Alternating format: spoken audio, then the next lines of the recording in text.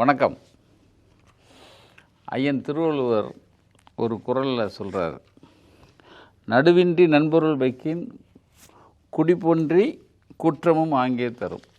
நடுநிலைமை இல்லாமல் பிறர்க்குரிய நல்ல பொருளை ஒருவன் கவர விரும்பினால் அவனுடைய குடியும் கெட்டு குற்றமும் அப்பொழுதே வந்து சேரும். இது ஐயன் திருவள்ளுவர் ஒரு குறளில் சொல்கிறார்.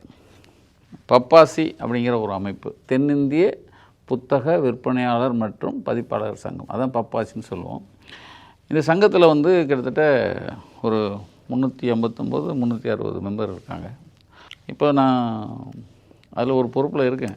இப்போ வர 1ஆம் தேதி அந்த சங்கத்துக்கு ஒரு தேர்தல் வருது. ஆர்எஸ் சண்முகம்னு அண்ணன் தலைமையில் நாங்கள் ஒரு 20 பேர் கொண்ட குழு வெவ்வேறு பொறுப்புகளில் இப்போ போட்டிடுறோம். அது ஒரு பக்கம். அது இப்போ இது வரைக்கும் இருந்துகிட்டு இருக்கிற அந்த பொறுப்பில் இருக்கிறவங்க இருக்காங்களே, முக்கியமாக செயலாளர் முருகன்னு ஒருத்தர் இருக்கார்.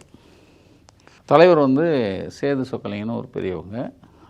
அவங்களாம் சேது சொக்கலிங்கம் அவங்க மாதிரி பெரியவங்க இந்த துறையில் பழந்தின்னு கொட்டை போட்டவங்கன்னு சொல்லலாம். அதான் அந்தளவுக்கு பெரிய பெரிய எழுத்தாளர்கள் பதிப்பாளர்கள்லாம் சந்திச்சுட்டு வந்தவங்க. இந்த சங்கத்தில் பெரிய பெரிய ஜாம்பவான்லாம் இருக்காங்க, பெரிய பெரிய ஜாம்பவான். நாங்கள்லாம் இப்போ தான் நம்ம 2000 தான் இதுக்குள்ளே நம்ம வந்திருக்கோம். நமக்கு முன்னாடி ரோடு போட்டவங்க பெரிய பெரிய ஆட்கள் இருக்காங்க. இதில் பொதுவாக என்ன பண்ணிட்டாங்க, நான் ஒரு 2 வருஷமாக தான் இந்த 2 வருஷமாக தான் நான் ஒரு பொறுப்பில் இருக்கேன், துணைத் தலைவர். நான் போட்டியிட வரும்போதே என்ன சொல்லிட்டாங்க, இந்த மாதிரி ஒரு பத்திரிக்கையாரனை உள்ளே விட்டீங்க, இனிமேல் என்ன நடக்க போதோ தெரில அப்படிங்கிற மாதிரி சொன்னாங்கன்னு என் தம்பி சொன்னார். யார்? சுரேஷ், எங்கள் ஜிஎம். அப்போ நான் சொன்னேன், இனி பத்திரிக்கை நடத்துகிறவன் தான் பத்திரிக்கையாரனா? இப்போ புத்தக பப்ளிஷிங்கிறது சாதாரண விஷயம் இல்லைல்ல, அதுவும் அறிவை கொண்டு போய் மக்கள்கிட்ட சேர்க்கறது தானே. நாம் வாரம் 2 தடவை புத்தகத்தை போட்டு மக்கள்கிட்ட கொண்டு போய் சேர்க்குறோம். அவங்க மாதம் ஒரு புக்கு, இல்லை 2 மாதத்துக்கு ஒரு புக்கு, வருஷம் ஒரு புக்கு, இந்த மாதிரி இல்லை மாதமே 5 புக்கு அடிக்கிறவங்களாம் இருக்காங்க, 10 புக்கு அடிக்கிறவங்க இருக்காங்க. அவங்களும் அறிவைத்தானே மக்கள்கிட்ட கொண்டு போய் சேர்க்குறாங்க. அப்போது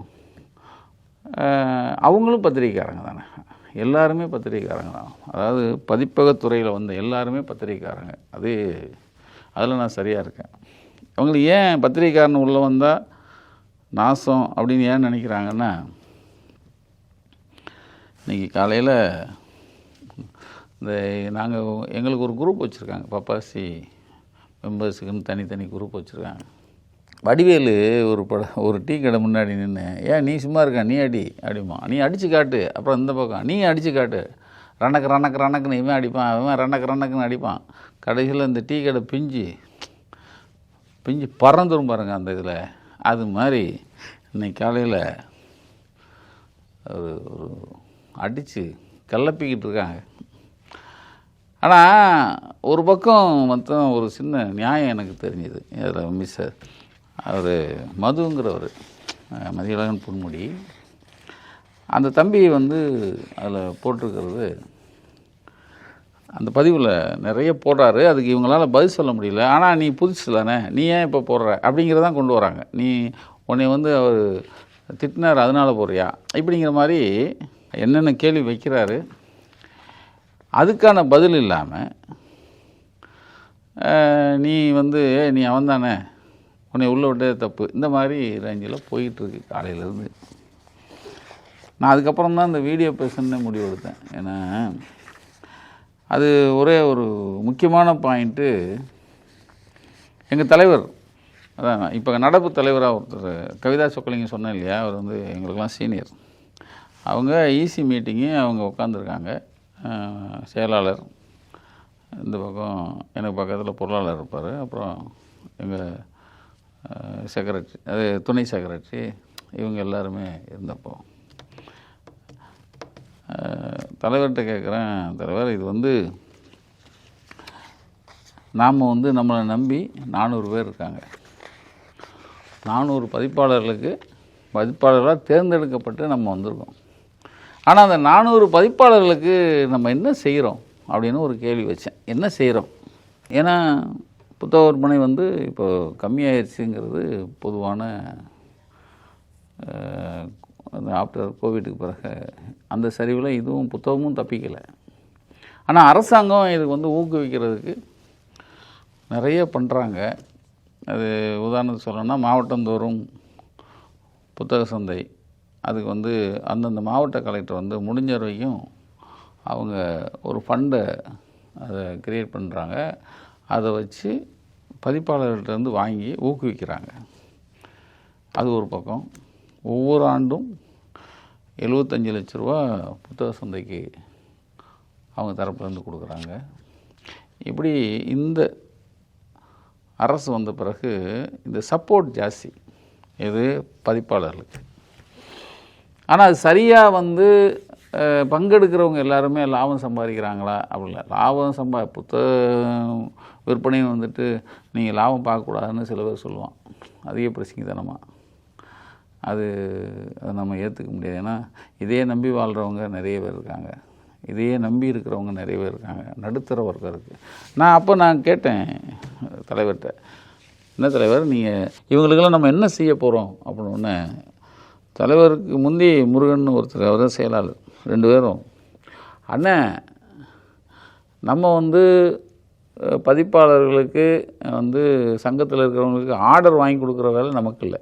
புத்தக ஆர்டர் கவர்மெண்ட்டில் போய் ஆர்டர் வாங்கி கொடுக்கணுங்கிறதுலாம் நமக்கு வேலை இல்லை. புத்தக சந்தை நடத்துறது தான் நம்ம பப்பாசியோட வேலை. இது இந்த வருஷானா ஒன்று நடத்துகிறாங்க, அப்புறம் மதுரையில் ஒன்று நடக்கும், இப்போ மாவட்டந்தோறும் ஒன்று நடக்குது. அதுதான் நம்ம வேலை. அப்போ நான் சொன்னேன், நம்மளை நம்பி இருக்கிற 400 பேருக்கு ஆனால் அது நம்ம ஒன்றும் செய்ய முடியாதுன்னு எங்கள் தலைவர் கைவிட்டார். அது எனக்கு ஒரு குறுகுறுன்னு என்னடா அது. ஏன்னா தேர்ந்தெடுக்கப்பட்டு வரோம், அவங்கெல்லாம் ஓட்டு போட்டு வரோம், அவங்க உன்னை எதிர்பார்த்து நம்மளை தேர்ந்தெடுக்கிறாங்க, அவங்களுக்கு எதுவும் பண்ணலையே அப்படிங்கிற ஒரு குற்ற உணர்வு எனக்கு இருக்குது. அதனால் இந்த முறை நான் நிற்கும் போதே என்னை வந்து வைரவண்ணனும் தம்பி அருணும் வந்து என்னை கேட்டாங்க. அவங்க வைரவண்ணன் இப்போ செயலாளர் நிற்கிறார். அப்போ நான் சொன்னேன், 2 ஆண்டுகள் நான் ஒன்றும் செய்யலை, நான் மறுபடியும் வந்து என்ன செய்ய போகிறேன்னு கேட்கும்போது, இல்லை நீங்கள் வரணும் அப்படின்னாங்க. சரின்னு வந்து இப்போ நிற்கிறேன். முருகன்னு ஒரு கேரக்டர் இதில் செயலாளர். நான் அவரை பர்டிகுலராக ஏன் முருகன்னு சொல்கிறேன்னா, ஒரு எதேச்சதிகாரம் அதுக்குள்ளே இருக்குது. நான் வந்து நீங்கள் என்ன பண்ணீங்கன்னு நீங்கள் கேட்பீங்க மறுபடியும். ஏன்னா நான் துணைத் தலைவர் வந்து அவர் பக்கம் இருக்கையில் நம்ம ஒன்றும் செய்ய முடியாது. இத்தனைக்கும் நாங்கள் ஒரு 10 பேர் 8 பேர் கையெழுத்து போட்டு ஈசியில் லெட்ரு கொடுத்தாலும் அதுக்கு மரியாதை இருக்காது. அப்போது நம்மளால் வந்து ஏன்னா பத்திரிக்கைக்காரனை உள்ளே விட்டால் கெட்டு போச்சுன்னு சொல்லிடக்கூடாது அப்படிங்கிறது சொல்லிடுவாங்களே அப்படிங்கிறதுக்காக அப்படியே போனேன். ஆனால் வேறு வழி இல்லாமல் இவங்க வந்து போன முறை வந்து ஒவ்வொரு முறையும் ஒரு 5 பேர் கொண்ட ஒரு தேர்தல் பார்வையாளர்கள் வச்சு இவங்க தேர்தல் நடத்திட்டு இருந்தாங்க. போன முறை நானும் அதை பார்த்தேன். அந்த தேர்தல் முறை எனக்கு வந்து சரியாக படலை. எனக்கும் சரி, நிறைய இதை பார்த்துட்ருக்கிற பப்பாசியில் அங்கமாக இருக்கிறவங்க நிறைய பேருக்கு முகம் சுளிக்கிற அளவுக்குலாம் சில விஷயங்கள் நடந்தது. அதில் வந்து திருட்டு ஓட்டு, கள்ள ஓட்டு, இப்படிலாம் நிறைய இருந்தது. இதெல்லாம் மனசில் வச்சுட்டு ஒரு கட்டத்தில் நாங்கள் என்ன பண்ணோம், நாங்கள் ஈசியில் இருக்கிற ஒரு 10 பேர் கையெழுத்து போட்டு இந்த 5 பேர் கொண்ட தேர்தல் பார்வையாளர் வச்சு நீ தேர்தல் நடத்தக்கூடாது, ஒரு ஓய்வு பெற்ற நீதிபதி வச்சு நடத்தணும்னு ஒரு இதை கேட்டோம். அப்போ அவங்க இல்லை முடியாது, அதை நான் டீட்டெயிலாக உள்ளே போகல, ஏன்னா டைம் எடுத்துருங்கிறக்காக போகல, முடியாது, இந்த 5 பேர் தான் நடத்துவாங்கன்னு தலைவரும் செயலரும் பொருளாளர் ஒருத்தர் இவங்க வந்து நோ ஸ்ட்ரிக்ட் அப்படின்ட்டாங்க. அப்புறம் ஏதோ யோசிச்சுருக்காங்க, நீங்கள் வேணால் ஒரு 2 பேரை கொடுங்க, உங்கள் 2 பேரை சேர்த்து என்ன பண்ணலாம். நாங்கள் எங்கால் போடுறதுக்காக நாங்கள் வரல, 5 பேர் இல்லாமல் ஓய்வு பெற்ற நீதிபதி வச்சு நடத்துறதுல உங்களுக்கு என்ன இது இருக்குது, கஷ்டம் இருக்குதுன்னு கேட்குறோம். இல்லை கடந்த காலம் பூரா இப்படி தான் நடக்கிறோம், அதில் நம்பிக்கை இல்லைன்னு தானே நாங்கள் சொல்கிறோம். அதில் 5 பேருமே நாங்கள் குற்றம் சொல்ல வரல, அது 1-2 பேர் நல்ல மனசுக்காரங்களும் இருக்காங்க. அப்போ இவங்க ஒத்துக்கலை. அப்புறம் முறைப்படி நாங்கள் ரெஜிஸ்ட்ரார்கிட்ட போயிட்டோம். ஐஜி போனோன்னா அவங்க 2 தரப்பும் கூப்பிட்டு விசாரித்து அவங்க சரி ஜட்ஜி போகிறது தான் நியாயம் அப்படிங்கிறது அவங்க ஒரு முடிவுக்கு வந்தாங்க. அதாவது நீதிபதி ஓய்வு பெற்ற நீதிபதியை வச்சு பண்ணலான்னு ஒரு ஆணை பிறப்பித்தாங்க. அதில் நீதியரசர் வள்ளிநாயகம் அவங்களும் நீதியரசர் ஹரிபரந்தாமன் அவங்க 2 பேர் இப்போ எங்களுக்கு போட்டியாக இப்போ எக்ஸிஸ்டிங் இருக்காங்க இல்லையா, அவங்கள வச்சு தான் பண்ணுவோன்னு அவங்க வந்து ஆர்ப்பாட்டம் பண்ணாங்க இல்லையா, அவங்களில் ஒரு 2 பேர். இப்போ நாங்கள் புது டீம் போகிறோம் இல்லையா, அந்த டீம் உங்கள் சைட்லேருந்து ஒரு 2 பேர் அப்படின்னு சொல்லி எங்கள் சைடில் அவர் எங்கள் புகழந்தி அண்ணன் 6th சென்ஸு, அப்புறம் யூனிவர்சல் பாய் ஷாஜகான் பாய், இந்த பக்கம் வானதி திருநாகரசன் புதல்வர் அவர் ராமநாதன், இன்னொருத்தர் வீரபாகுன்னு தமிழ், இவங்களை வச்சு ஒரு டீம் போட்டாச்சு. இப்போ தேர்தலுக்கான வேலை போயிட்டுருக்கு. இது ஒரு பக்கம். ஏன்னா ஏன் நீதிபதியை கொண்டு வந்தோங்கிறதுக்காக சொல்கிறேன். அதுக்குள்ளே நிறைய இருக்குது. இப்போ கூட 2 கேள்வியை கேட்டு நான் கொஸ்டின் கொடுத்துருக்கேன். நாளைக்கு வர சொல்லியிருக்காங்க. நேராக போகிறேன்.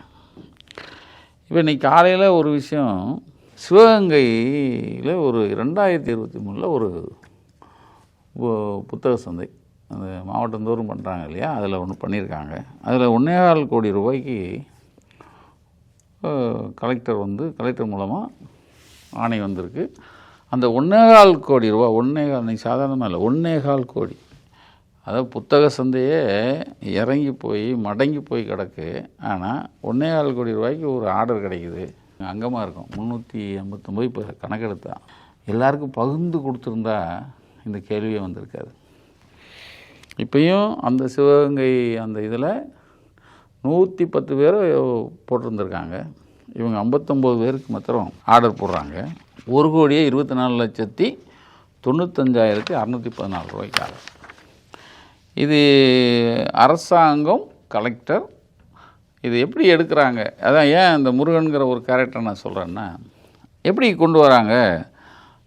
இவங்க 3 பேரும் இவரோட சேர்ந்த இவருக்கு ஒரு சிண்டிகேட் வச்சுருப்பார். இவரோட சேர்ந்து டெண்டர் முறையில் கால்பார் பண்ணுறாங்க. இந்த டெண்டர் முறையில் கால்பார் பண்ணுறது யாருக்கும் சொல்லலை. கால்பார் பண்ணது சொல்லாமல் என்ன பண்ணிட்டாங்க, ஒரு 3 பேர் 4 பேர் எப்படின்னா, அரசாங்கத்துக்கு 18 விழுக்காடு கொடுக்குற ஒருத்தர் டெண்டருக்குள்ளே வராரு. 18 விழுக்காடு ப்ளஸ் அப்புறம் 20 விழுக்காடு, 22 விழுக்காடு, 25 விழுக்காடு. இந்த 25 விழுக்காடு கொடுத்தவர் யாருன்னா முருகனுடைய சங்கமம் புத்தக நிலையம்னு ஒன்று. இது இதாக இருக்குது, நான் தெளிவாக சொல்கிறேன். இது இந்த சங்கமம் புத்தக நிலையம் அவருடைய துணைவியார் பேரில் ஃபவுண்டர் நேம், அவங்க துணையார் பொன்னழகுன்னு அவங்க சகோதரி, அவங்க பேரில் இருக்குது. இந்த சங்கமத்துக்கு தான் 1.25 கோடி ரூபா அப்படியே ஆர்டர் போடுறது கவர்மெண்ட், இது கலெக்டர் போடுறார். அந்த 1.25 கோடி ரூபாயை அவர் தான் பிரித்து 59 பேருக்கு கொடுக்குறாரு. இதில் நக்கீரன் பதிப்பகம்னும் ஒன்று இருக்குது. அது 1,82,000 ரூபாய்க்கு அந்த ஆர்டர். அப்போ நான் இதை பார்த்த உடனே என் தம்பிகள்கிட்ட தனுஷ்ட கேட்டேன், இந்த 1,82,000 ரூபா நமக்கு ஆர்டர் போட்டிருக்காங்களே, இது எப்படி பேமெண்ட்டு அப்படின்னு கேட்டேன். அப்போ அவர் சொன்னார், ஆமாண்ணே நமக்கு போட்டாங்க, ஆனால் மதுரைக்கு தான் கேட்டாங்க அவங்க, சிவகங்கைக்குன்னு கேட்கல எங்ககிட்ட. நாங்கள் மதுரைக்கு தான் நம்ம அனுப்பணும். அவங்க சங்கமத்திலேருந்து 2023 8வது மாதம் நமக்கு 1,10,000 ரூபாய்க்கு நமக்கு ஆர்டிஜிஎஸ் சங்கமம் அவங்ககிட்ட இருந்து தான் வந்தது. நான் சொன்னேன் 1,82 நமக்கு பில்லு, அது என்னென்னா 40 விழுக்காடு அவங்க கமிஷன் வாங்கிட்டாங்க. இங்கே தான் ஏன் இந்த சிவகங்கை விஷயம் நான் கையில் எடுக்கிறேன்னா, 1.25 கோடி ரூபாய்க்கு ஆர்டரு, 40 விழுக்காடு அரசாங்கத்துக்கு 10 விழுக்காடு கொடுத்துருப்பாங்க. 10 தான். ஏன்னா அரசாங்கம் ஏன்னா அவங்க பத்திரிக்கை பதிப்பாளர்கள் நல்லா இருக்கணுங்கிற அந்த நோக்கில் தான் அவங்க கொடுக்குறாங்க. அவங்க போய் இதில் பார்கென்லாம் பண்ண மாட்டாங்க. ஏன்னா அப்படி கலெக்டர்கள் இல்லை. 10 விழுக்காடு 10க்கு கீழே கூட கொடுத்துருக்கலாம். ஆனால் நாங்கள் எல்லாருமே கொடுத்தது 40 விழுக்காடு. இப்போ 40 விழுக்காடு கழித்து எனக்கு 1,82,000 ரூபாய்க்கான பில்லில் நீங்கள் அவங்க கொடுத்தது 1,10,000, மிச்சம் 72,000 ரூபா எங்கள் ஆர்டரில் மாத்திரம். அப்போ நீங்கள் 1.25 கோடிக்கு கணக்கு போட்டுங்க. இது யார்கிட்ட போச்சு? சங்கமத்துக்கு போயிருக்கு. சங்கமம் யாருதுன்னா முருகன். இது முருகனுடைய. இப்போ கேட்டால் அவர் உழைக்கிறாரு, உங்களுக்காக தானே உழைக்கிறாரு. என்ன வெங்காயத்தை உழைச்சாரு? 400 பேர் இருக்கான், புத்தகம் வியாபாரம் ஆகாமல் பிச்சை எடுக்கிறான். நீங்கள் கோல் வச்சுவீங்க, நீங்கள் சிண்டிகேட் வச்சு அடிப்பீங்க, நீங்கள் சிண்டிகேட் வச்சு இந்த டெண்டருக்கு அப்ளை பண்ணுவீங்க. ஏன் டெண்டர் எல்லாருக்கும் நீங்கள் டெண்டர் மூலமாக போடணும்னு ஏன் எல்லாருக்கும் அனௌன்ஸ் பண்ணல? அதை விட முக்கியம், இவர் செக்ரட்டரியாக இருக்கார். 2022-23 இவர் தான் செக்ரட்டரி. அப்போ ஒரு பப்பாசியினுடைய ஒரு பொறுப்பில் இருக்கிறவர் இந்த 40 விழுக்காடு 10 விழுக்காடு கொடுத்து மிச்சம் 30 விழுக்காடு அது பப்பாசி நிறுவனத்துக்கு தான், பப்பாசி சங்கத்துக்கு தானே வரணும். அதில் நாங்கள் செலவு அனுப்புகிற செலவுலாம் இருக்குது. அப்படின்னாலும் எத்தனை % பண்ணியிருப்பீங்க? ஒரு 5 இருக்குமா? அப்போ மிச்சம் சங்கமம் வாயில் போயிடுச்சு. அப்போ கணக்கு பண்ணிங்கன்னா 30 லட்சத்துலேருந்து 40 லட்ச ரூபா இந்த 1.25 கோடி ரூபா ஆர்டர்லேருந்து எடுக்கப்பட்டிருக்கு. இதை நீங்கள் வெள்ளை அறிக்கை கொடுக்கணும். இல்லை நாங்கள் எடுக்கலைன்னா சொல்லு. சங்கமத்தில் உங்களுக்கு தானே கொடுத்தாங்கன்னு சொல்லுவாங்க. ஒரு பொறுப்பில் இருக்கிறவர் என்ன பண்ணியிருக்கணும் அப்படின்னா, பெர்மனன்ட் புக் ஃபேர்னு நாங்கள் எங்கள்கிட்ட ஒரு கமிட்டி இருக்குது. இந்த 20 பேரில் அது ஒரு 4 பேர் கொண்ட கமிட்டி இருக்குது. அந்த பெர்மனன்ட் புக் ஃபேருங்கிற இதில் பில்லை போட்டு வாங்கி எல்லாருக்குமே சமமாக பிரித்து கொடுத்துருக்கணும் அப்படின்னு பெரியவங்க சொல்கிறாங்க. இந்த பப்பாசியுடைய அந்த அதிகாரத்தை ஒரு அதிகாரத்தில் உட்கார்ந்த உடனே அதுதான் முதல்ல சொன்ன குறளில் சொன்ன பாருங்க, நடுநிலைமை இல்லாமல் பிறக்குரிய பொருளை ஒருவன் கவர விரும்பினாலே அவன் குடியும் கெட்டு குற்றமும் அப்பொழுதே வந்து சேரும். இதைத்தான் சொல்கிறேன். இதுக்கு பதில் இருக்கா? காலையிலேருந்து ஓடுதுங்க. இன்றைக்கி காலையிலேருந்து பார்த்தீங்கன்னா பப்பாசி இந்த குரூப்பில் ஒருத்தர் அந்த மதுங்கிறவர் கேட்குறாரு. அவர் என்ன சொல்கிறாரு?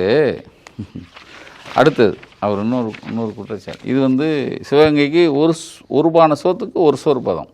இது இன்னும் பின்னாடி நிறைய இருக்குது. நான் டைம் ஆகிறதுனால நான் அடுத்த கட்டத்துக்கு போகிறேன். விருதுநகரில் இப்போது எனக்கு அருப்புக்கோட்டை, எனக்கு பக்கத்து ஊர் விருதுநகரில் ஒரு புத்தக சந்தை இப்போ நடந்துச்சு. போன வருஷம் நடந்துச்சு. இப்போ இந்த வருஷம் இப்போ தான் முடிஞ்சுது. போன வருஷம் எங்களுடைய கடையில் 22,000 ரூபாய்க்கு புத்தகம் வாங்கியிருக்காங்க. நல்லா பார்த்துங்க, 22,000 ரூபாய்க்கு எங்கள் கடையில் அரசாங்கத்துக்கு, அதாவது கலெக்டர், அப்போ ஜெய்சீலன்னு நம்ம நண்பர் தான், அவங்க தான் கலெக்டராக இருந்தாங்க. அவங்க ரொம்ப அப்பையும் சரி இப்பையும் சரி எல்லா மாவட்டத்தில் இருக்கிற கலெக்டர் இந்த புத்தக சந்தையை ரொம்ப நேர்த்தியாக நடத்துனாங்க. அது ஒரு பெரிய கொடுப்பனை. ஆனால் நேர்த்தியாக நடத்தினவங்ககிட்ட இருந்து நேர்த்தியாக பெறப்பட்ட பணம் நேர்த்தியாக சேரலைங்கிறது தான் ஒரு குற்றச்சாட்டு. இப்போ விருதுநகருக்கே வரேன். விருதுநகரில் போன ஆண்டு நக்கீரனுக்கு அவங்க போட்ட ஆர்டர் 22,000 ரூபா. அதில் 11,000 ரூபா கொடுத்துருக்காங்க.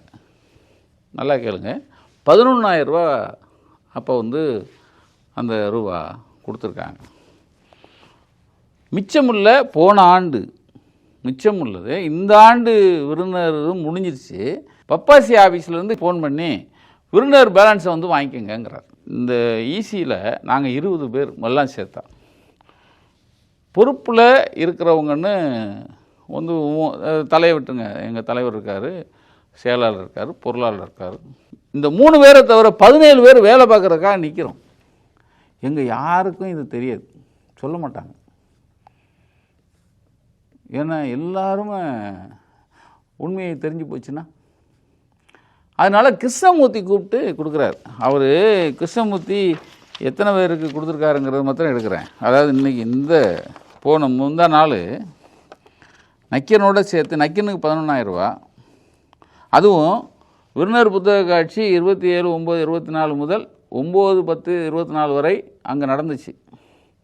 பாக்கி தொகை வரணும் அப்படின்னு சொல்லி இப்போ இருக்கிற கலெக்டர்கிட்ட மனு கொடுத்துருக்காங்க எல்லோரும் சேர்ந்து. 20/11/25 மனு கொடுத்துருக்காங்க.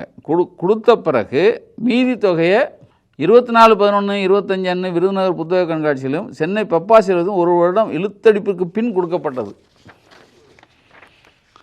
யார்? கிருஷ்ணமூர்த்தி கொடுக்குறார்.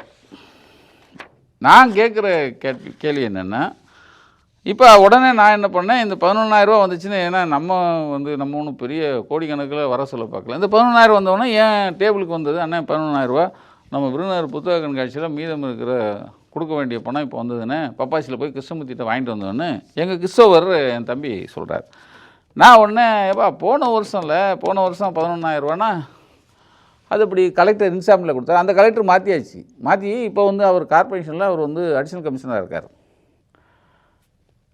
ஜெய்சீலன் சார்கிட்ட நான் உடனே ஃபோன் போட்டேன். சார், உங்கள் பீரியடில் போன ஆண்டு நீங்கள் உங்கள் இதில் இது பண்ணிங்கள புத்தக சந்தை, ஏன்னா அவர் ரொம்ப மெனக்கட்டாங்க.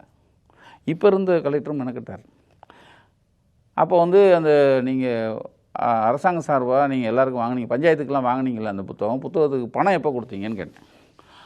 ஆனால் 2வது நாளே செட்டில் பண்ணிட்டோன்னே அப்படின்னாரு. எப்படி? 9/10/24 முடியுதுல, முடிஞ்ச 2வது நாள் நான் ஃபுல் அமௌண்ட்டையும் செட்டில் பண்ணிட்டேன்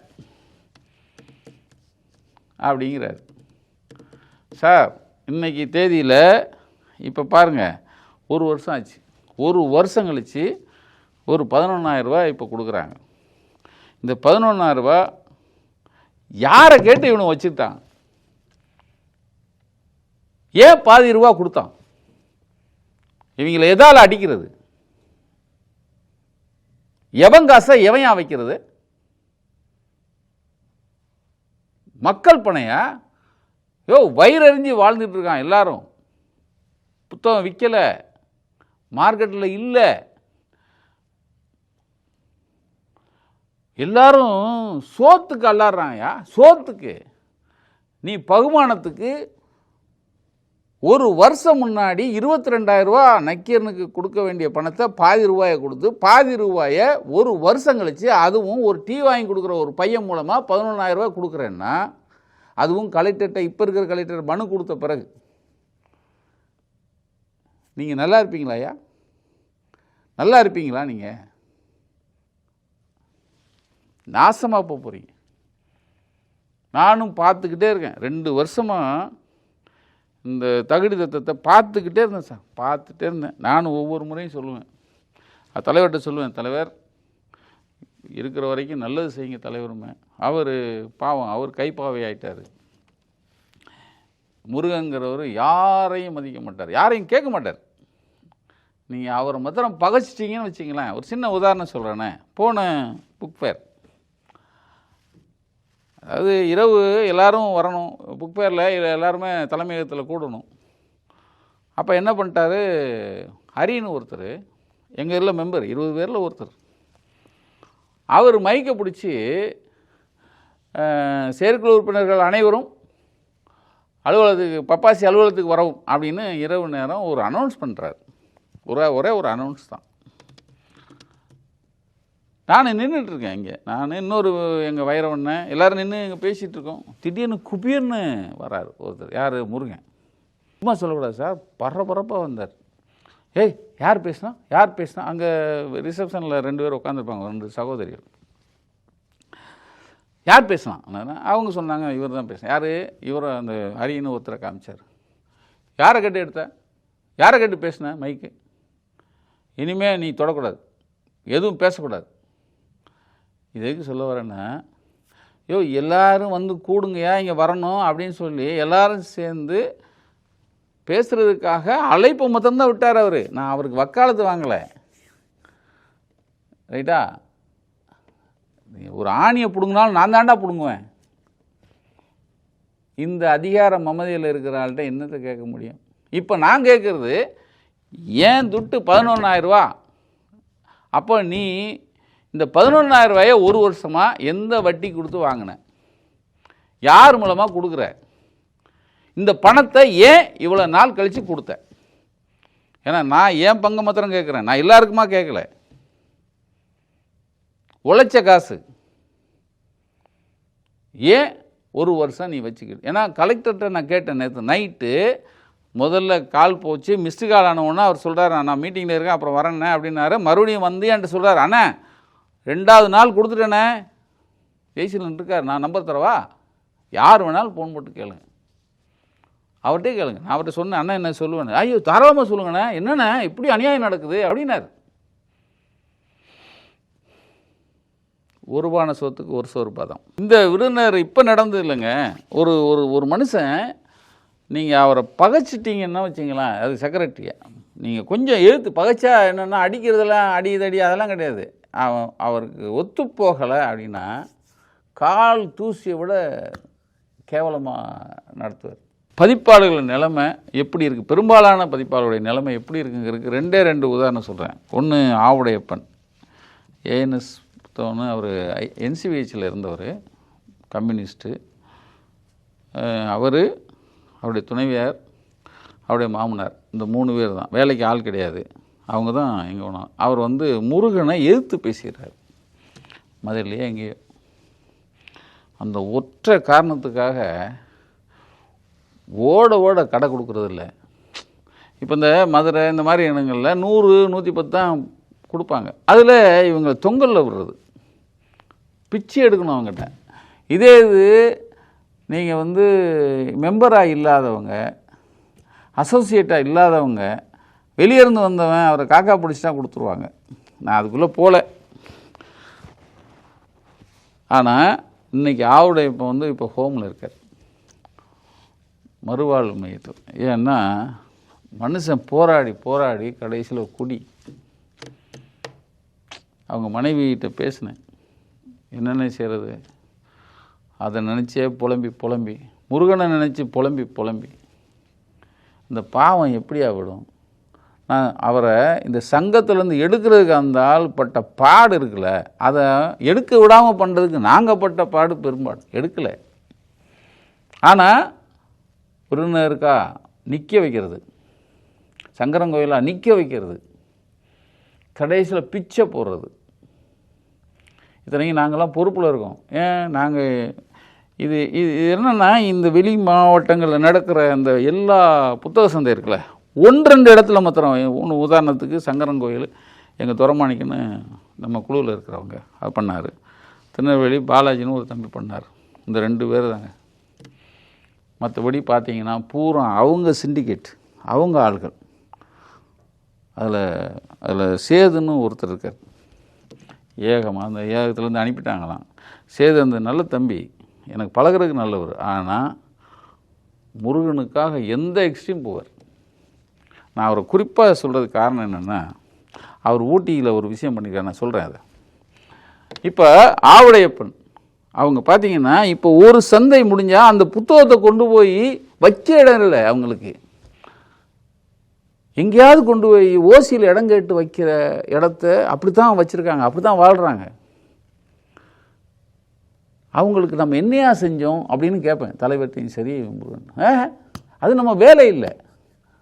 ஆனால் கொலிக்கிறாங்க. சிவகங்கை மாதிரி ஒரு இடத்துல 1.25 கோடி ரூபா, 40 விழுக்காடு, 10 விழுக்காடு போக 30 விழுக்காடு எடுத்து 150 பேர், அதாவது 350 பேரும் உன்னை நம்பி ஓட்டு போட்டு 10 பேர் சாப்பிட்றதுக்கா? அந்த ஆவுடையப்பன் கதை எப்படியா? இன்னொரு சிவகுரு பதிப்பவன்னு முனுசாமின்னு ஒரு அண்ணன், இப்போ தான் இறந்தாங்க இந்த வருஷம். அவங்க இறந்த உடனே போனேன், சார் ஓப்பன் இது சுற்றி புக்கு வச்சுருக்காங்க, பிள்ளை அந்த இறந்து பாடி வச்சுருக்காங்க. நான் போனேன், நான் அதிர்ச்சி. ஏன்னா அந்த சுற்றி புத்தகங்களை நனைஞ்சிரும், மேலே போர்வை போட்டு வச்சுருக்காங்க. இதுதான் அவங்க வீடான்னு கேட்குறேன். ஆமாம், அந்த பையன்ட்ட வயசு வந்த பிள்ளை இருந்தது, இறந்துட்டார். ஏன்னா இதையே நம்பி வாழ்ந்தவர். அவர் என்னத்தை கொண்டு போனார்? ஒன்றுமே இல்லை. வயசு பிள்ளைய திருமணம் பண்ணம்மா போயிட்டார். இப்போ தான் அவங்க சகோதரன் முயற்சி எடுத்து இப்போ தான் திருமணம் ஆச்சு. அப்போ நான் கேட்குறேன், இந்த மாதிரி இறந்துட்டவங்களுக்கு நம்ம என்ன செய்கிறோம் அப்படின்னு. அது ஒன்றும் செய்ய முடியாதுண்ணே, நம்ம ஒரு 25,000 கொடுத்துறோம்னு தலைவர் சொன்னார். அப்புறம் அவங்க எல்லோரும் கலெக்ட் பண்ணி ஒரு 1,00,000 மேலே அது மற்ற பதிப்பாளர் கொடுக்குறது வேறு, நம்ம என்ன கொடுக்குறோம் பப்பாசியிலன்னு கேட்டேன். 25,000 அதே பெருசுண்ணே. யார் முருகன் அடப்பா யோ அவன் பாருயா, அவன் ஒன்றுமே இல்லாமல் போகிறார் அவர். பதிப்பாளர் நிலைமை நான் அதான் சொன்னேன் எங்கள் சண்முகண்ணன் இப்போ வந்தவங்ககிட்ட, இறந்தவங்க இது மாதிரி இருக்கிறவங்களுக்கு நம்ம 5 லட்ச ரூபா கொடுக்கணும், கை கொடுக்கணும். பதிப்பாளர் நிலைமை இப்படி இருக்கும்போது ஒருத்தன் 11,000 ரூபாயை வச்சுட்டு 1 வருஷமாக வச்சு வட்டி கொடுத்து வாழ்ந்து கடைசியாக கலெக்டர்கிட்ட மனு கொடுத்த பிறகு வா தரேன் எப்போ எதுக்காக இப்போ தராங்க தெரியுமா? 1ஆம் தேதி ஓட்டு வரப்போகுது, இப்போ கொடுத்தா தானே இந்த பழைய பேலன்ஸை கொடுக்குறாங்கயா, இவங்களுக்கு ஓட்டு போடுவோன்னு நினச்சி ஓட்டு போட்டுருவாங்கன்ட்டு. அடுத்து இந்த ஊட்டி சொன்னல சேதுன்னு ஒரு தம்பி, கொடுமை. அவன் இப்போ தான் என்னமோ டூப்ளிகேட் ஓட்டுலாம் 10 ஓட்டு 20 ஓட்டு அப்படின்னு ஏதோ ஏற்பாடு பண்ணி வச்சுருக்காங்கன்னு சொல்கிறாங்க. டூப்ளிகேட் ஓட்டா இந்த ப்ராக்சி ஓட்டும்பாங்க, அதெல்லாம் ஒரு பெரிய கோல்மால்லாம் இருக்குது. அதனால தான் இந்த ஓய்வு பெற்ற நீதிபதியை கொண்டு வந்தது அதுக்கு தான். என்ன இவங்களுக்கு சாவு மணி அங்கே தான் அடிப்போம். சேதுங்கிறவர் என் தம்பி இந்த மதுகிட்ட பேசினேன், மதியழகன் பொன்முடி அவர்கிட்ட பேசினேன். என்னுடைய பெயர் மதியழகன், நான் ட்ரீம்வேஸ் நிறுவனத்தோட உரிமையாளர். நான் பப்பாசியில் இப்போ புதிய மெம்பராக இருக்கேன். நான் தனிப்பட்ட முறையில் பாதிக்கப்பட்டேன்னு சொல்ல வரல, அனைவரும் பாதிக்கப்பட்டிருக்காங்கன்றது தான் என்னுடைய காரணம். இப்போ திருவண்ணாமலை எடுத்துக்கிட்டிங்கன்னா பல பேருக்கு பேமெண்ட் வர வேண்டியது இருக்குது. ஊட்டின்னு எடுத்துக்கிட்டிங்கன்னா எல்லாருக்குமே பாதி பேமெண்ட்டு தான் கொடுத்தாங்க. இப்போ திருவண்ணாமலையில் எனக்கு கொடுத்த பேமெண்ட்டை நிறுத்தி வச்ச அளவுக்கு இப்போ உதாரணத்துக்கு எனக்கு 50,000 நிறுத்தி வச்சுருக்காங்க. ஆனால் ஒரு 10 பேருக்குனாவே 5 லட்சம் ஆயிடுச்சு. ஆனால் எனக்கு மட்டுமே 65,000 நிறுத்தி வச்சுருக்காங்க. ஆனால் வர வேண்டிய பணமே 2 லட்சம் தான். ஸோ எனக்கு தெரிந்து அவர் வர வேண்டிய பணத்தை சிறிய தொகையை காரணம் காட்டி பெரிய தொகையை தராமல் வைத்து இருக்கிறாரோ என்பது என்னுடைய சந்தேகம்.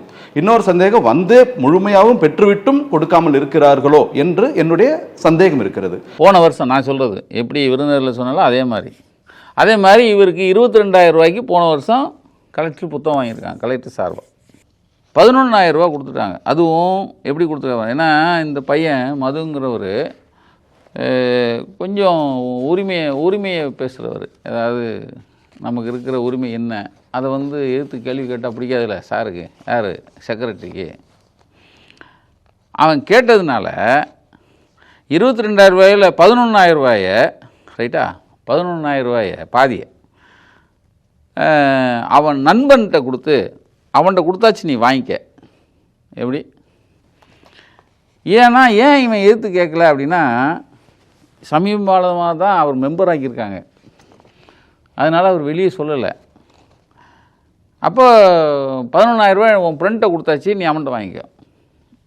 அவன் கொடுக்கவே இல்லையா, அது வேற ரைட்டா. இப்போ அது ஏன்னு அங்கே கொடுத்தீங்கன்னு கேட்டால் அடுத்து எவன் கடை கொடுக்க மாட்டார், அதுக்கு அடுத்து பணமே வராதான், எந்த பணமும் வராதான். எப்படி இப்படி ஒரு சர்வாதிகாரம் பாருங்கள். எப்படி ஒருத்தன் ஆண்டுக்கிட்டு இப்போ மறுபடியும் தேர்தலில் நின்று நான் ஜெயிச்சு நான் எல்லாருக்கும் நல்லது பண்ணுவேன்னு ஒரு அறிக்கை வேறு. அதில் பாயிண்ட்டு நாங்கள் பொறுப்புக்கு வந்தால் 1000 காப்பி ஆர்டர் போடுவோம்.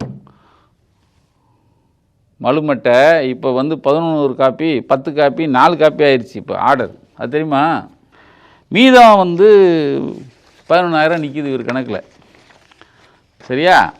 இப்போ ஊட்டிக்கு போயிருக்காங்க. ஊட்டியில் கலெக்டரை பார்த்து இவங்க ஒரு 5-6 பேர் சேர்ந்து பேலன்ஸ் நிற்கிதுங்க, ஏன்னா 11,000 தான் வந்திருக்கு, மிச்சம் 14,000 எனக்கு வரல. ஏன்னா இவங்ககிட்ட கேட்டால் அப்போ 11,000னா பாதி, அதாவது 22,000ல் 11,000னா பாதி தானே வந்திருக்கு. அப்போ 5 லட்சத்தில் நீங்கள் 2.5 லட்சம் தான் கொடுத்தீங்க, மீதி 2.5 லட்சம் எங்கன்னு கேள்வி கேட்க போகிறாங்க. பின்னாடியே சேது போகிறான். ரொம்ப புத்திசாலிங்க முருகன்கிறவர். எப்படின்னா எதிராக இருக்கிறவங்க எந்த மூவ் பண்ணிடக்கூடாதுங்கிறதுக்கு உழவு பார்க்குறதுக்கு ஒரு டீம் வச்சுருப்போம். இந்த போன சந்தையில் புத்தக சந்தை இங்கே சென்னையில் நடக்கிறதில்ல, போனதுக்கு முந்தினதில் எல்லாரும் இரவு நேரம் பாரா பார்க்கணுன்னாங்க. எனக்கு ஒன்றும் இல்லை, நான் நைட் பார்க்குறேன்னே. என்னையே உழவு பார்க்க ஒரு 2 பேர், அதில் ஒருத்தர் இந்த சேதுவாக இருப்பான். ரைட்டா? வேறு நான் அடுத்த வருஷம் போக மாட்டேன்டா, போங்கடா அப்படின்னேன். நீ எதுக்கே அங்கே போனேன்னு நீங்கள் கேட்பீங்க.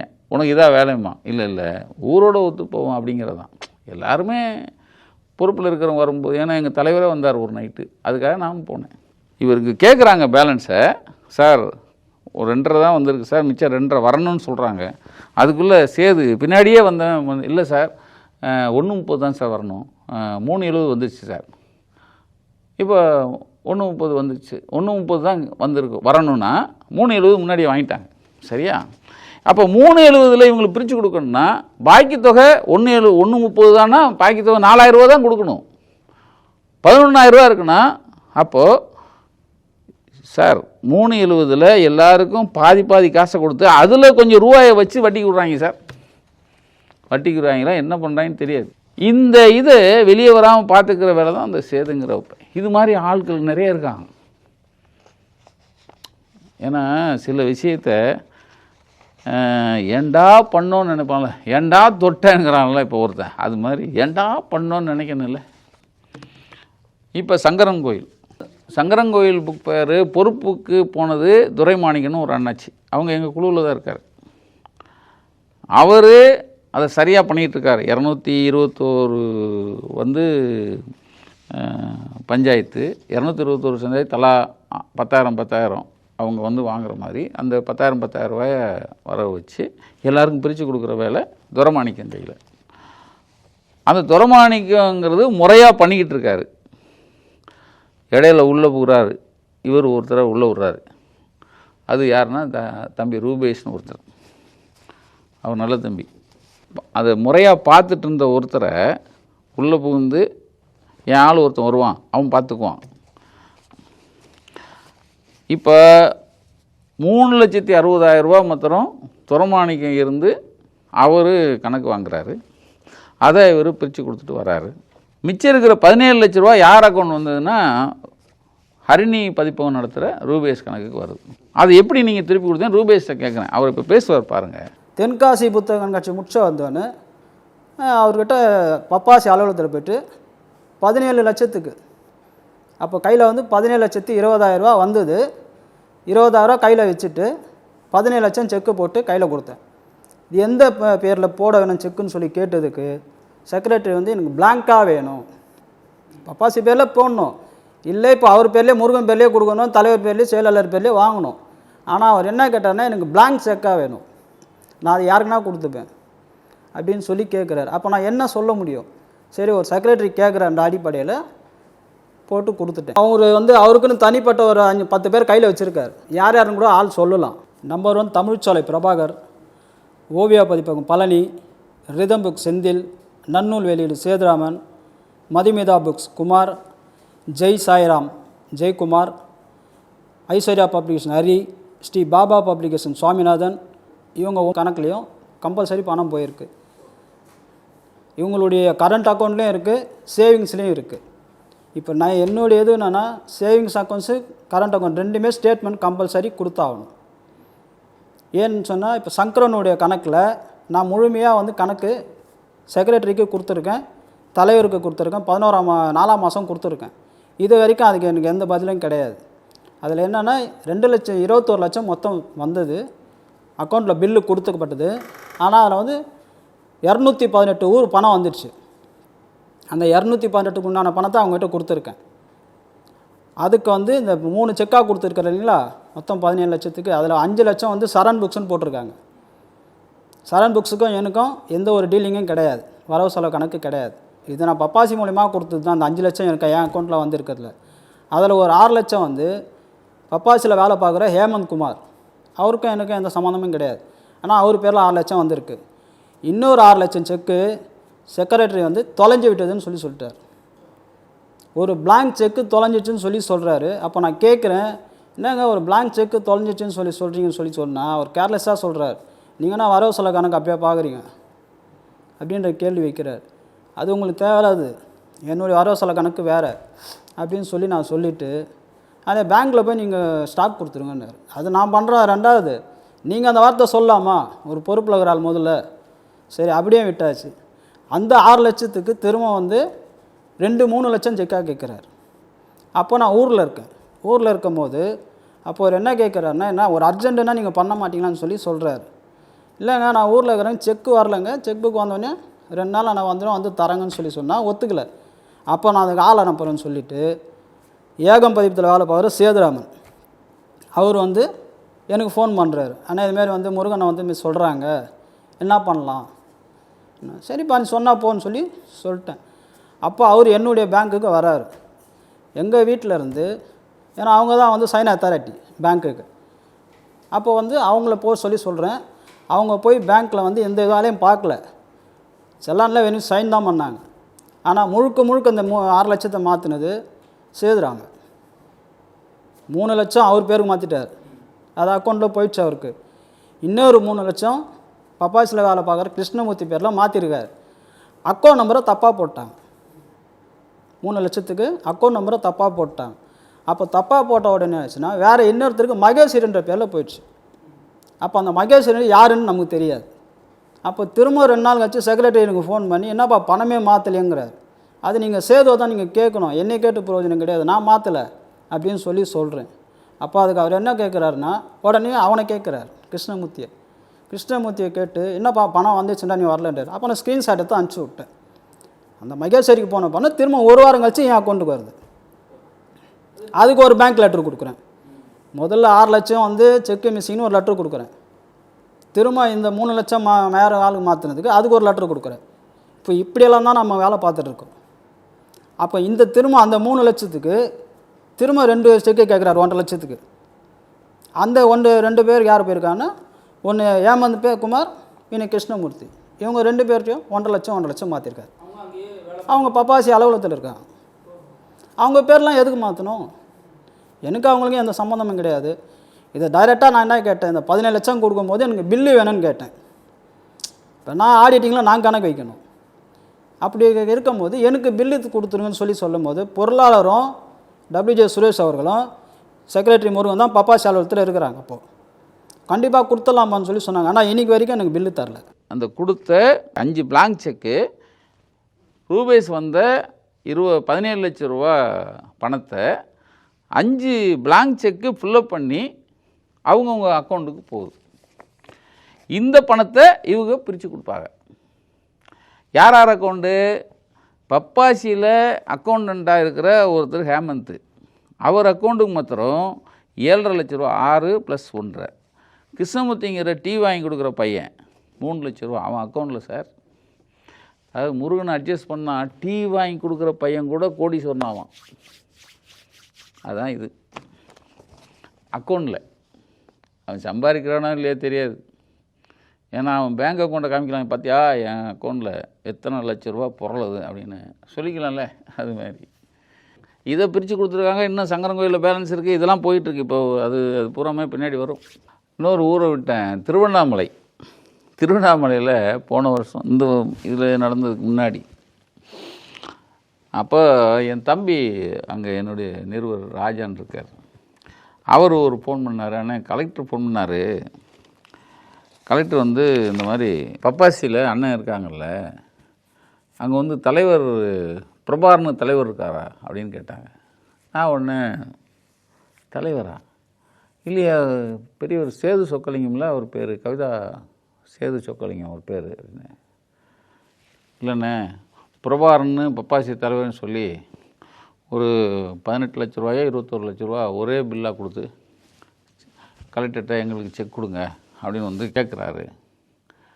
என்ன பண்ணேன்னு கலெக்டர் கேட்குறாரு. அப்போ நான் அவனை எதால் அடிக்கணும்னு சொல்லு. ஏன்னா கவிதா பப்ளிகேஷன் சேது சொக்கலிங்கம் தான் தலைவர், பிரபாகரங்கிறவன் யாருன்னு எனக்கு தெரியாது. அப்படி ஒருத்தன் தலைவரே கிடையாது பப்பாசிக்கு. கலெக்டர்கிட்ட சொல்லிடுறேன். உடனே சொல்லிட்டாங்க, கொடுக்கல. அப்புறம் அதுக்கப்புறம் என்ன பண்ணாங்கன்னு தெரில. கொடுக்கலான்னா அப்போ மாத்திரம் நான் இல்லைன்னு சொல்லிட்டேன். செயற்குழு மீட்டிங் வந்துச்சு அந்த சமீபத்தில். அப்போ தலைவர் உட்காந்துருக்காரு. நான் சொன்னேன், தலைவர் உங்கள் பேர் பிரபாகரனான்னு கேட்டேன். அப்போ என்னண்ணே என் பேர் சேது சொக்கலிங்கண்ணே, என்னண்ணே நீங்கள் அப்படின்னாரு. பப்பாசி தலைவர் பிரபாகரன் சொல்லி ஒருத்தர் கலெக்டர்கிட்ட போய் பேசியிருக்காரு அப்படின்னு. உடனே முருகன் ஒரு சிரிப்பு. அவரை அப்படி. ஏன்னா அவங்க ஆள் அது விடுங்கண்ணே. அவர் ஏங்க பப்பாசி தலைவர் ஒருத்தர் தேர்ந்தெடுக்கப்பட்டிருக்காரு, அவன் பேரை மிஸ்யூஸ் பண்ணி ஒருத்தன் போய் 18 லட்ச ரூபாய்க்கு ஒரே செக்காக கொடுங்க, என் அக்கௌண்ட்டில் கொடுங்கன்னு ஒருத்தன் கேட்குறான். முதல்ல பிரபாரன் யார் நான் கேட்குறேன். இது செயற்குழுவில் யார் அந்த அதிகாரம் கொடுத்தது? செயற்குழு இவ்வளோ பேர் இருக்கும், ஏன் எங்களை மாதிரி ஆளுகளுக்கு இல்லாத அதிகாரம், கொடுக்காத அதிகாரம் ஒருத்தன் சம்பந்தமே இல்லாத பிரபாரன் ஒருத்தன் யார்? இந்த சேதுன்னு சொன்னல அதோட சேர்ந்தாள் அவனை ஏதோ பொறுப்பில் நிற்கிறான். என்ன இப்போ அந்த மது அந்த தம்பி இருக்கார்ல, அந்த தம்பி அதுவும் 2 விஷயம் சொல்லியிருக்காரு. அதாவது ஒரு புத்தக சந்தை சார், பொறுப்பில் நாங்கள்லாம் இருக்கோம், எங்களுக்கு எந்த அதிகாரம் இல்லை, எங்களை யாரையும் அழைக்கலை, எங்களை யாருக்கும் கூப்பிடல, யாரையும் எந்த சந்தையும் நடத்துங்கன்னு சொல்கிறதில்ல. பேருக்கு 2 பேரை சந்தையில் ஆட்டுறது. அப்போ அவன் மேலே 10 குற்றச்சாட்டை பண்ணி அதனால தான் கொடுக்கல அப்படின்னு திருப்பிடுறது. அது அந்த லிஸ்ட்டில் வந்தவர் துரமாணிக்கம், இந்த பாலாஜின்னு ஒரு தம்பி, அப்புறம் 4-5 பேர் இருப்பாங்க. சரியா? நான் இதெல்லாம் போதுன்னு விடுவேன். ஆனால் இப்போ சொல்லாமல் விட்டுட்டோம்னா இது மறுபடியும் இதே கள்ளத்தனமாக மறுபடியும் மக்கள் காசை சாப்பிட்டா, நீ இருந்திய நீ என்ன பண்ண, அநீதிக்கு ஒத்து போனேன்னு நாளைக்கு கேட்பான்ல,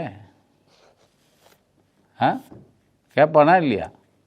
திருவண்ணாமலை இன்னும் நிறைய இருக்குது. அந்த தம்பி சொன்னது பிரபாகரனுடைய லீலைகள் அவ்வளோ இருக்குது. நேரம் இல்லை. இந்த நேரத்தில் இந்த விஷயத்தெல்லாம் சொல்ல வேண்டிய கட்டாயம் வந்ததுக்கு காரணமே வர்ற தேர்தலில் இதெல்லாம் நீங்கள் பார்த்துக்கணும். வில்லன் யார் அதை மாத்திரம் நீங்கள் புரிஞ்சுக்கணும். யார் பதிப்பாளர்களுக்கு வில்லன் யார்? இது இல்லாமல் நிறைய சொல்லிகிட்டே போகலாம், நிறைய இருக்குது. எனக்கு என்னென்னா, மக்கள் பணத்தை சூறையாடுறாங்க, அநியாயமாக சாப்பிட்றாங்க, ஒரு பொறுப்பை தப்பாக பயன்படுத்துகிறாங்க. எவ்வளவோ செஞ்சுருக்கலாம் இந்த அரசாங்கம், நமக்கான அரசாங்கம். உரிமையை நம்ம உரிமையை போய் கேட்டு பெற்றுக்கலாம் அப்படின்லாம் எவ்வளவோ சொன்னாலும் ஒன்றும் நடக்கலை. அது எனக்கு தோல்வி தான் அது. ஏன்னா ஒரு பொறுப்புக்கு நம்ம செய்யலை அப்படிங்கிறது ஒரு தோல்வி தான். இது மாதிரி மறுபடியும் வந்துடக்கூடாது அப்படிங்கிறதுக்காக தான் இந்த உங்கள் முன்னாடி இப்போ நான் உட்காந்து பேசுகிறது.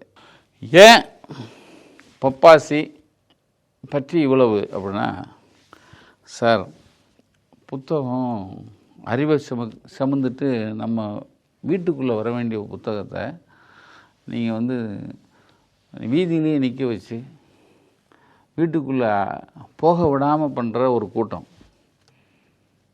நீங்கள் இன்னமும் இது ஒரு பக்கம்னாலும் கண்ணுக்கு தெரியாமல் ஒரு பொறுப்பில் இருக்கிற இந்த சங்கம் விட்டுருங்க, இது இல்லாமல் அரசாங்கத்தை மாத்திரமே அண்டி வச்சுக்கிற, அரசாங்கத்திட்ட நல்ல ஒரு பேரை மாத்திரம் வாங்கி வச்சுக்கிட்டு அது நிறைய கொள்ளையடிக்கிற கும்பல் நிறைய வந்துருச்சு. இதை சம்மந்தப்பட்டவங்கள்ட்ட கொண்டு போய் சேர்க்குறதுக்கே என்ன செய்கிறேன்னு எனக்கு தெரியல. இருந்தாலும் இது ஓட்டு வாங்கணுங்கிறதுக்காக நான் சொல்லலை, எச்சரிக்கையாக நம்ம இருக்கணுங்கிறதுக்காக இதை நான் சொல்கிறேன். நன்றி. நக்கீரன் டிவிக்கு சப்ஸ்கிரைப் செய்யுங்கள். உங்கள் ஆதரவே எங்கள் பலம். ஆசிரியர்களுக்கு நண்பனாகவும் மாணவர்களுக்கு ஆசானாகவும் திகழும் தேர்வு வழிகாட்டி.